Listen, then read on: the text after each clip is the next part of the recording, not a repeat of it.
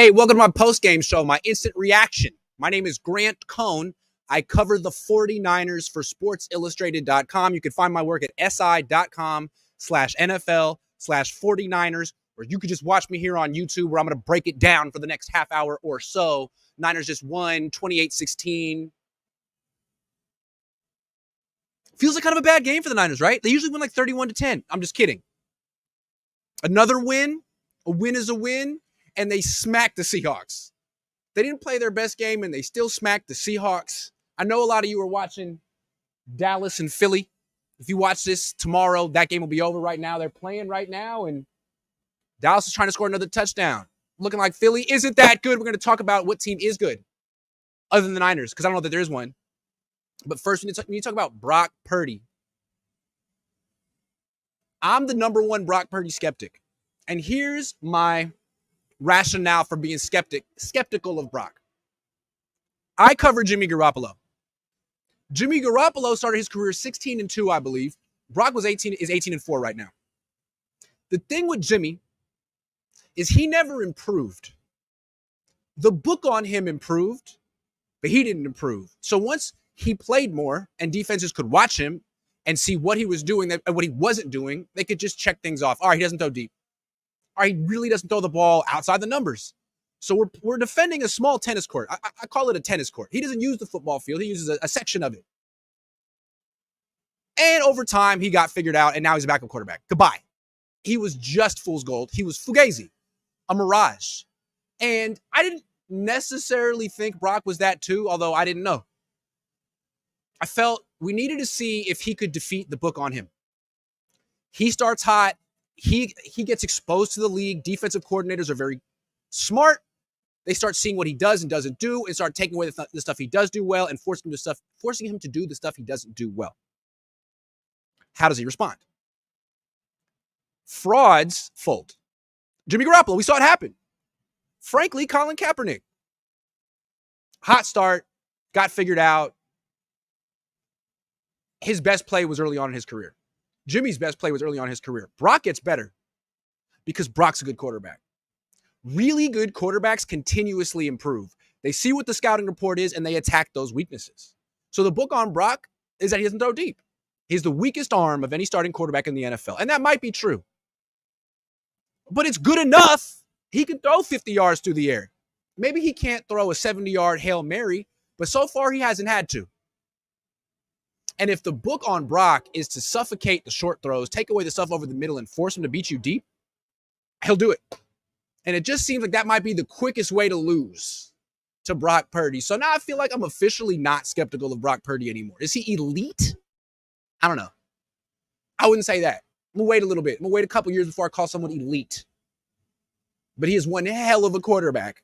He's not a fraud. He is not a mirage. This is really happening. And you could tell because he's beating the book on him. Jimmy never did. Jimmy was a product of Kyle Shanahan. And there was only so much Kyle Shanahan could do for so long to keep Jimmy Garoppolo's head above water, and then it was over. Look at him now. Brock is not just a product of Kyle Shanahan and his supporting cast. They help. But he also is a really good player. And after the last few weeks, it's looking like he's going to win the MVP. Earlier on in the season, it was thinking, hey, Jalen Hurts. How's Jalen doing now? I'm watching. Or Patrick Mahomes. No. Or Christian McCaffrey. Hell of a player. But the last few weeks, has he even been the Niners offensive MVP? Other than the quarterback? Or has it been Debo?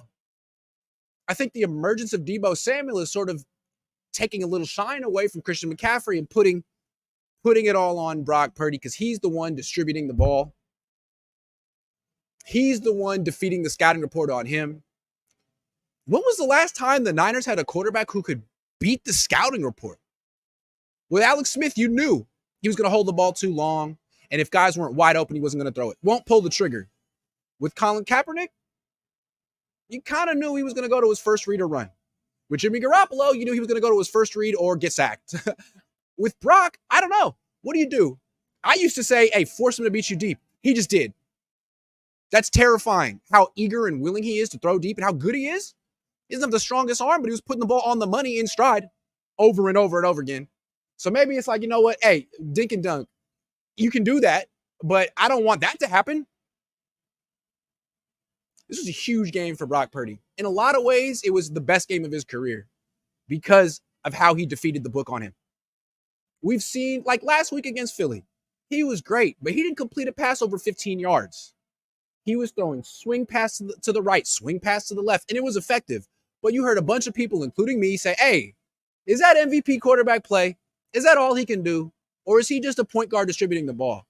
And it's like he heard it, Kyle heard it, and they built up an entire game plan to destroy that narrative. Oh, he can't do this? That's what we chose to do last week. He can't go deep? Okay, Seattle.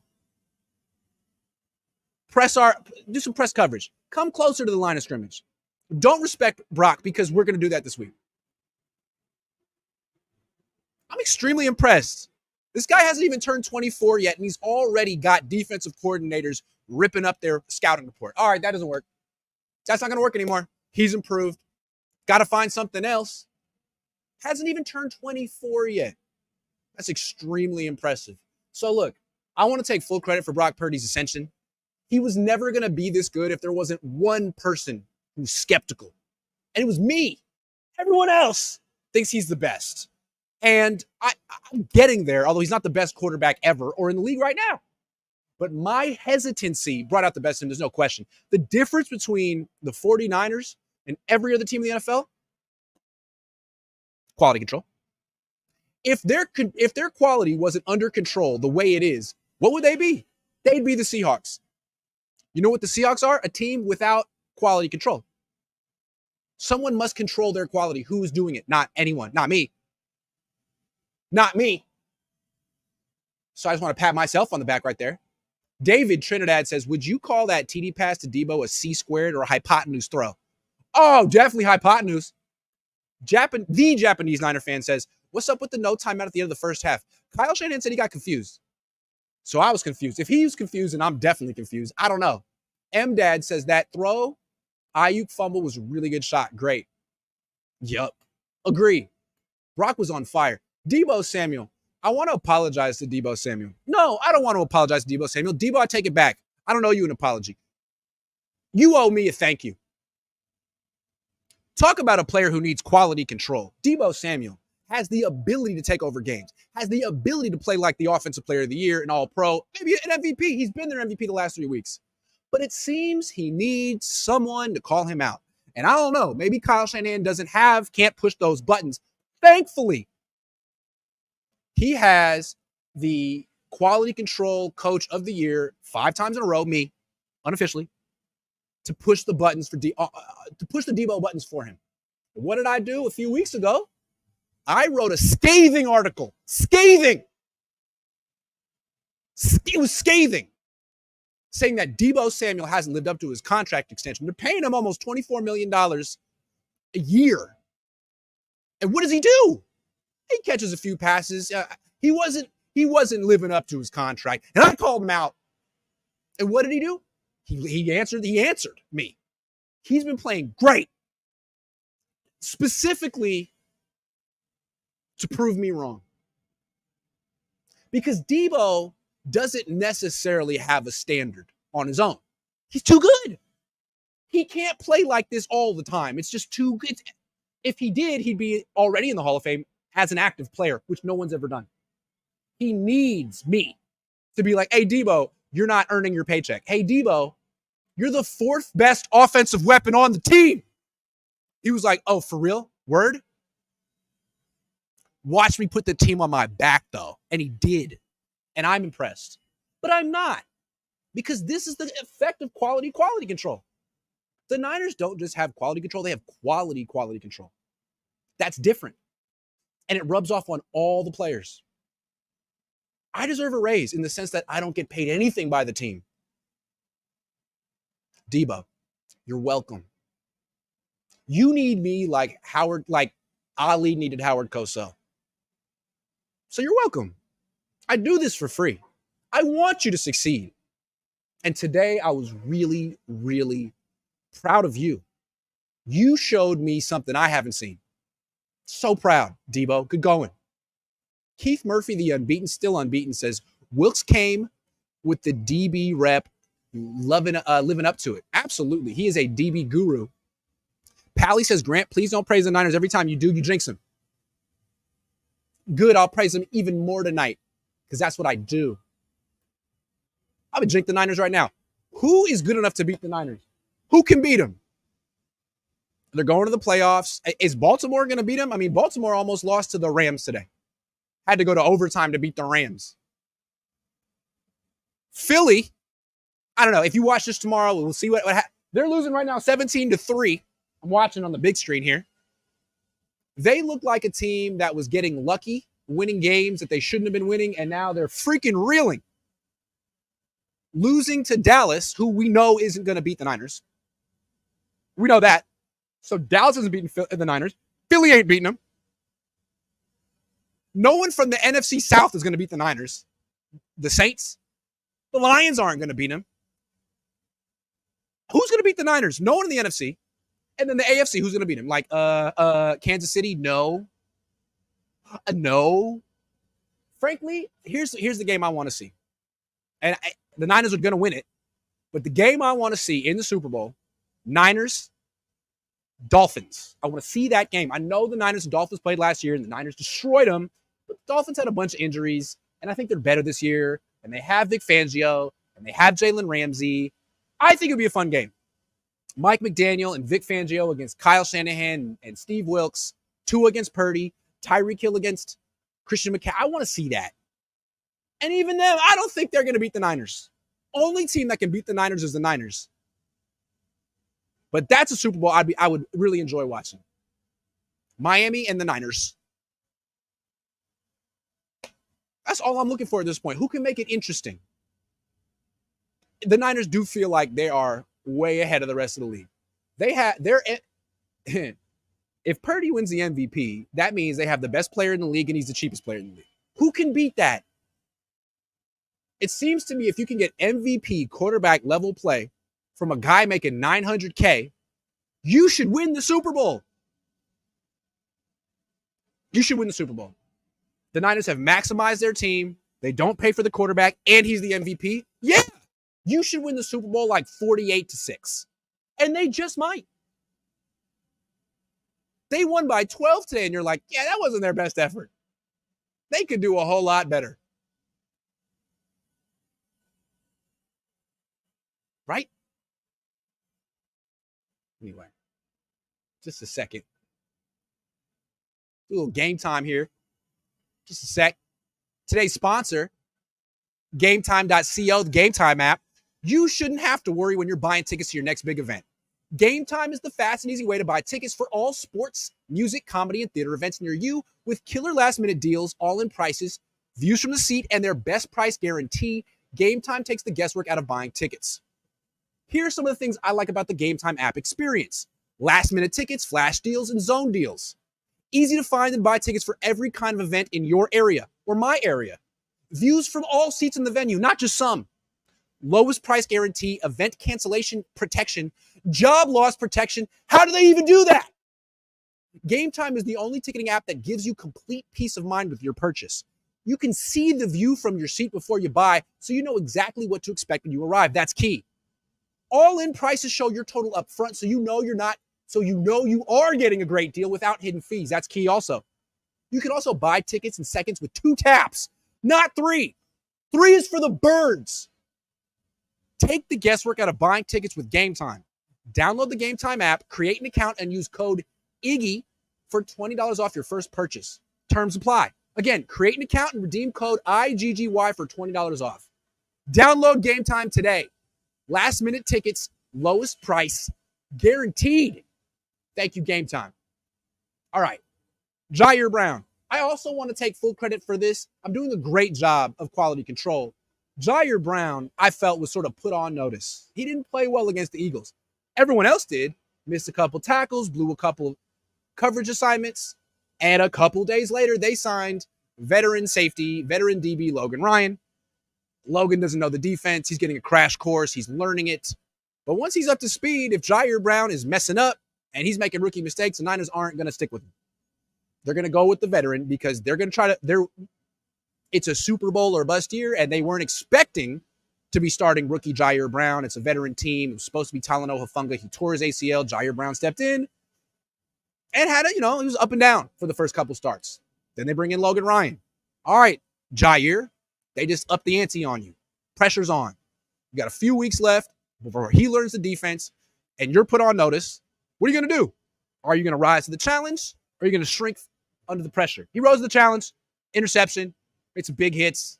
He's not getting replaced by Logan Ryan. Logan, thank you for coming to the team. You might get a Super Bowl ring as a backup, but Ji'Ayir Brown is a good player. And again, he didn't have a great game last week. They sign a guy. How do you respond? He responded like a hell of a freaking player. A fraud shrinks. He didn't. So I think this was a big test for that. This has probably got to really boost his confidence and the team's confidence in him.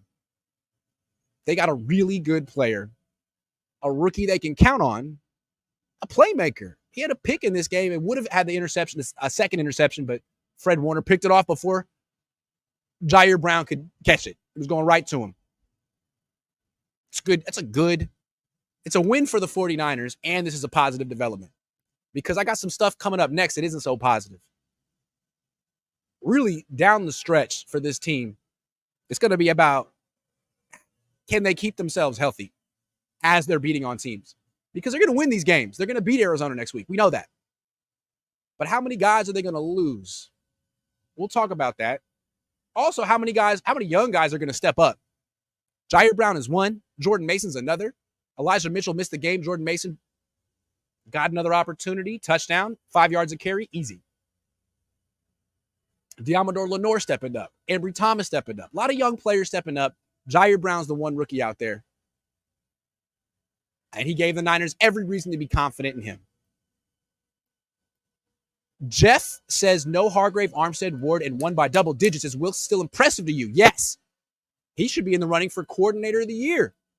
Corey Coleman says, as a Seahawks fan, don't take this team seriously until Pete Carroll is gone. Jaden Daniels would look good in a Seahawks uniform. Pete Carroll needs to go. It's over for Pete. The Japanese Niners fan says, Bosa had some nice pressure come from the inside. He did. Nathan Flores says, Ji'Ayir Brown is playing some good football for being a rookie. Yes, he is. Matthew Sanders says, Matthew Sanders says, Kyle, after the first two plays, that was much easier than punting. I should just try to get the ball in one shot every time. He shoots, he scores. Happy Gilmore reference. I think I could memorize the entire movie. Seen missed tackles again. 11 ran the wrong route. 13 is money. Okay. David Trinidad says Kyle should call more fake punts. Do you agree? Yes. He said after the game that he didn't call it. That Wishnowsky just started running. Maybe he bobbled the ball. But, hey, Wishnowsky, call your own number more. You're explosive. He's like the Debo Samuel of punters. No one wants to tackle Wishnowsky. They should play him at running back. He should be their punt returner. Wishnowsky isn't used enough. He's so good. I think he could play linebacker, fullback, tailback, tight end, edge rusher, quarterback, offensive coordinator, punter. Frankly, I think punter's probably a waste of his talents. Who's with me? Travarius Ward. So, okay, the Niners won, but they lost some players. And in a sense, this is the news. Like, yeah, okay, they beat the Seahawks. We know. Like, if I could tell you before the game, hey, the Niners are going to win, you'd be like, right, we know, but who got hurt? Did they get through the win unscathed? No. Travarius Ward, first drive of the game, pulls his groin, been an issue for him. Missed time with the groin injury. And I think the good news is it happened week 14. There's still week 15, week 16, week 17, week 18, and then the playoffs. So good news is he shouldn't miss a playoff game with this. We don't know.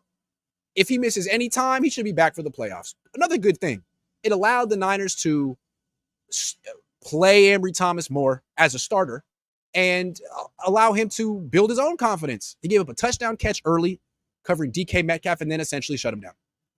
Diamador Lenore got to cover DK Metcalf. Shut him down. It's a big confidence booster. And Isaiah Oliver got to play. And he played well. And he isn't even good. Confidence booster for him. So if they can survive without Charvarius Ward, getting him back is going to feel like a cheat code. He's been so good the last few weeks. The groin injury was interesting. He had to defend that deep pass to DK. Almost picked it off. Made a great play. Got injured the next play. And I wondered if he pulled that groin on the deep one. It's like, it's the first drive of the game. Now he's making you, now that the Seahawks are making you sprint, are you really warm? Would you have pulled your groin defending that route on the second drive or the third drive? Is it the fact that it was the first drive of the game? Were you a little possible? This is something you got to monitor because it looked like early in the game that the Niners might lose because of the loss of Charvarius Ward. All of a sudden, they were down 10-7. It's just that they were facing Drew Lock, who's terrible. I mean, all NFL quarterbacks stink, but like, he's terrible. He can throw a spiral. He could definitely throw a spiral. Other than that, terrible quarterback. So he kind of let the Niners off the hook. I'm thinking, if they play Dallas in the playoffs and they don't have Charvarius Ward, that could be an issue. Could be. Also, it might not be an issue because Dallas stinks too. Yeah, I'm talking to you. They heard me. Wishing Charvarius Ward all the best. Javon Hargrave. Javon Hargrave pulled his hammy. Javon Hargrave's a D lineman. That's a lot of force. He's over 300 pounds. When you pull a hammy, that could be bad. Usually a pulled hamstring's 3 weeks. I'm 169 pounds, and when I used to pull my hamstring in track in high school, that's 3 weeks. Not fun. Groin too. It lingers. It lingers. It's a lingerer. And again, where the Niners are right now, they've won 5 in a row. They're 10-3. It's December, and they're playing very hard, but at the same time, they got to be smart. So they're being smart with Arik Armstead. Armstead got hurt, played through it against the Eagles at a game they needed, then they sat him. I'm thinking if this was a playoff game, he maybe could have played. So you don't want Javon Hargrave playing through a hamstring injury ever, especially in the regular season. Be smart with him. You don't need Javon Hargrave to beat Arizona next week. Be smart with him. Sit him. Sit him, sit Armstead, sit Ward. Make sure they're 100% healthy. Not for the Ravens game. Forget the Ravens. For the playoffs. And if the Niners drop a game that they shouldn't, oh well. Now, again, if Philly loses, all of a sudden the Niners are in play for the number 1 seed, so they can't just take their foot off the gas entirely, but they can beat these teams without Javon Hargrave. They can go into Arizona, have no Hargrave, no Armstead, and win. You know why? Javon Kinlaw played well today. Been playing well. Shout out to Javon Kinlaw. Remember that little thing that happened between us? It feels like 10 years ago. But if you remember, what did he say to me that night? He said, if I have a bad season, then you can criticize me. All right, he had a bad season last year. Did I criticize him? No. Why? Because he was hurt. Now he's not hurt, having a good season. Javon, if you're watching, I see you. Great job. Really happy for you. I can't think of a player who went through more heartache than him for 3 years. I mean, Solomon Thomas too. Solomon Thomas had heartache, but he just wasn't good. Javon Kinlaw, we didn't know if he was good or not because he couldn't stay healthy. His knee wouldn't agree with him. Now, I mean,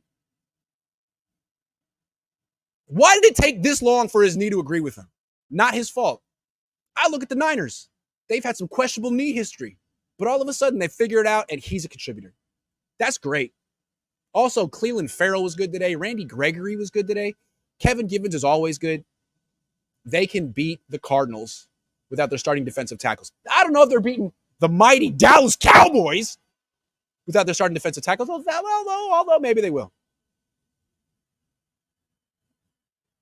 Don't think the Niners are going to lose again this year, although there could be, one of those games. Other than that, a letdown. This could have been the letdown, and it wasn't. It was a bit of a letdown. The Niners played like crap for most of the first half, won by 12. Pretty good. They're pretty good. Jeff says, Grant, the chat can't stop talking about Jason Verrett coming back. Comment for them. Is he coming back? Jason Verrett got signed? What happened? What happened? Hold on. Jason Verrett. Why are you guys tripping me out? Oh, he was there. Oh, he's signing with the practice squad. Haha. Okay, let's talk about it. Let's talk about it. Oh, I got to write Jason Verrett in, though. It's very important. Jason Verrett. Do-do-do-do. Do-do-do-do. Elmo song. This is a song. La, la, la, la. Where'd it go? Did I just write Jason Verrett? This is a song. La, la, la, la. Elmo song. Jason Verrett. Elmo's song was a banger. People don't talk about that. Where you at, Jason? This is the song. La, la, la, la. StreamYard, what is your problem? All right, I can't handle StreamYard right now. Don't know what's going on. Let's talk about Jason Verrett. The Niners have signed Jason Verrett to the practice squad. They talked about this a few weeks ago. It didn't get done. My interpretation is this is a negotiation. It's a negotiation. The Niners probably offered him next to nothing. They're like, oh, we really want you back, Jason. You would be a great piece for us down the stretch. Now, we're not going to sign you to our active roster, but there's a spot on our practice squad waiting for you if you want to play for $9.95 an hour or whatever. And he was like, that's embarrassing. I'd rather not. And then I was like, okay, suit yourself. Go retire.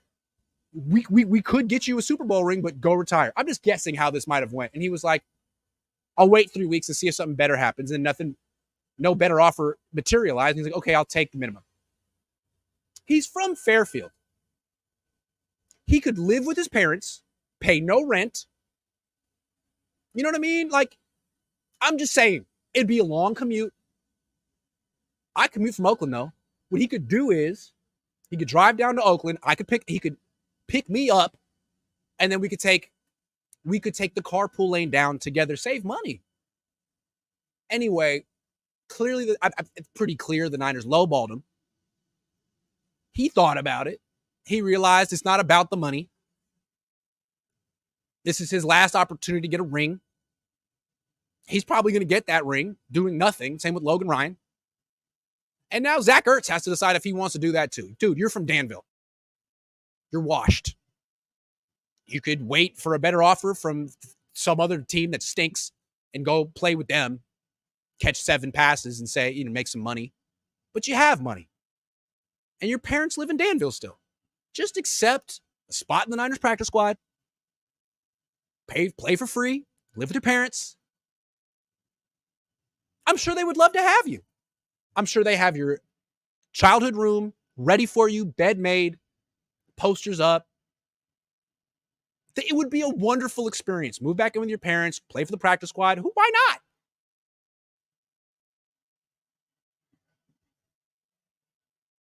I think the Niners should fill up their practice squad with players in their mid-30s who are from the Bay Area. Marshawn Lynch, you're not that old. Let's get Marshawn Lynch on the practice squad. He's from Oakland. We could go down. I could pick up Marshawn. Does he still live in Oakland? Probably not. Still. His parents probably do. I think we should get more Bay Area athletes on the Niners practice squad. What are we waiting for? Devontae Adams, you're from Palo Alto. How about you? Practice squad. Purdy will let Verrett crash on the couch. Yeah. They could work this out. Who makes more money, Jason Verrett in the practice squad or Brock Purdy? All right, let's see what happened with Dallas. Touchdown. So Philly stinks. Dallas definitely stinks, but not as much as Philly. It's 24-6. I got to say, it's been all bad for Philly since Dom DeSandro became a household name. Ever since people learned who Dom DeSandro is, they're in shambles. Shambles. Dom DeSandro ruined their whole season. Although he's not on the sideline tonight, maybe you can't blame him. Someone says, turns out the Eagles are frauds. What team is not a fraud this year except other than the Niners? The only non-fraudulent team in the entire league. It's crazy. Matthew Sanders says Dallas is painting Philly right now. The book is out. Nick Bosa called it. I'm going to go. But I just want to say, I really appreciate Nick Bosa. Not as a player, he's great. As a speaker, he just lays it out. Hey, how do you stop this quarterback? Oh, here's our game plan. And I hope the rest of the league is listening because this is how it's done. Thank you, Nick. Thank you. He's great. And what's cool about him, he blocked me on Twitter before he even got drafted because I made a little video series saying essentially that he was overrated. I said there was like clips of Bosa's strengths, and then I made a whole highlight reel of Bosa's weaknesses, which was him going against Orlando Brown in college, and he didn't like it. He blocked me for years. Something happened, and he took it upon himself to take the time out of his day to unblock me. How many times have you unblocked someone on Twitter? Once you block someone, it's over. He took the time to unblock me. That's love. I will always have a place in my heart, a dear place in my heart for Nick Bosa because he unblocked me. I don't know why. He must really have good taste in YouTube videos or writing. He must understand that Grant Cohn is astute, on the ball. Got to read what he's saying. Got to be in the know. And ever since he did, Defensive Player of the Year, highest paid non-quarterback. How do you think he got that? Quality control. He'll tell you. He'll tell you. Very bright guy. Very good taste. All right, guys. I'm going to go home and watch the rest of this Eagles massacre. Who's beating the Niners in a playoff game? The Saints. Derek Carr. Yeah. Anyway, see you guys. Thanks for watching. Bye.